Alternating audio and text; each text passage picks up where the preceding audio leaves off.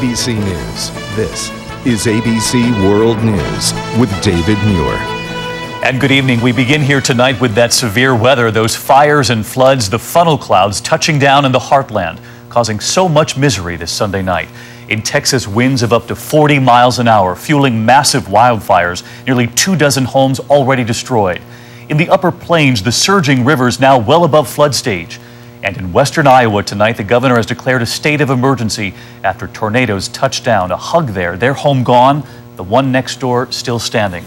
Barbara Pinto leads us off, beginning with those dramatic pictures in Iowa. Terror rained from the skies in Iowa. Get back! At least 11 twisters were spotted. One took direct aim at Mapleton, Iowa. We kind of hid out up in the house, but we had blankets and stuff overhead or over our body and stuff so we wouldn't get glass. The tornado, a quarter of a mile wide, ripped through this small town, flattening more than 100 homes, leaving more than half of Mapleton in ruins. I think that we should have had fatalities and didn't, so I guess I believe in the good Lord and He saved this town. In West Texas, it's wind whipping grass fires. This one burned out of control for the fourth straight day. 2,500 acres now scorched, along with at least 20 homes. It could be one of the worst grass fires in the state for a number of years. In North Dakota, the problem is water. Near Fargo, where the swollen Red River crested overnight, they're using sandbags, clay levees, even plywood to hold back the water from 5 rivers, all now running out of their banks. In some places, it is not enough. Which house is hers? The last one on the end. We found Joellen Harris visiting from South Carolina, standing at the edge of the water that swallowed her sister's neighborhood. I was thinking, oh, my friends back at work would never believe this. This is your place? That's my place, yeah. This is how Rick Zeiss and his neighbors on West 15th Avenue get home. 97 was probably, I thought that was the worst one until this one hit.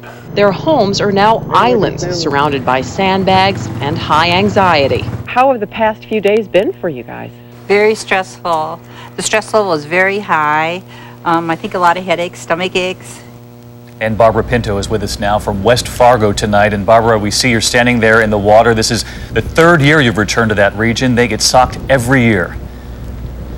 They do, David. But what's so striking about this year is how prepared they were. They started in February, filling millions of sandbags. People here getting their pumps and all of their supplies ready.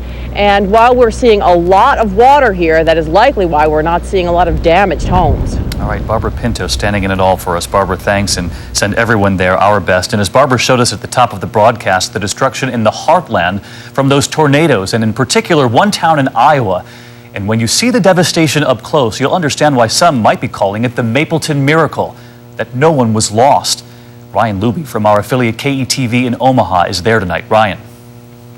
Good evening, David. A remarkable story of survival in this town, a town of about 1,200 people. We know the lady who lives in this blue house over here rode the storm out in a ditch and only suffered minor cuts and scrapes. Remarkable because if you look at her neighbor's house across the street, half of the roof has been ripped off and the home shifted a little bit on its foundation. And then if you look next door, you see that a commercial building is covering that home. The man who lives there rode the storm out in his cellar. He too only suffered minor injuries. Now the cleanup here of course continues and will likely continue for several days. People from neighboring towns are here as well to assist wherever they can.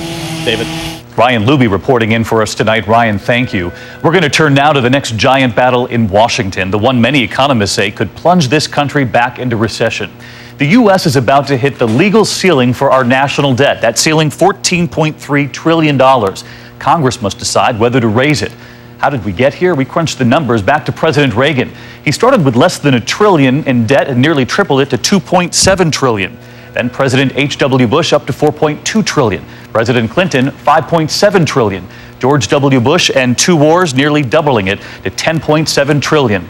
And now President Obama and the stimulus, and we've topped $14 trillion, so close to that ceiling. So what does Congress do now? David Curley joins us live from Washington. David, good evening.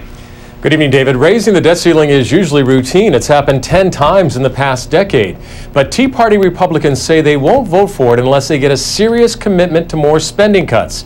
This after they just reached that agreement on Friday to fund the government. But as we've learned, that was just round one. Coming off his budget deal victory lap, President Obama will try to grab the mantle of budget cutter-in-chief.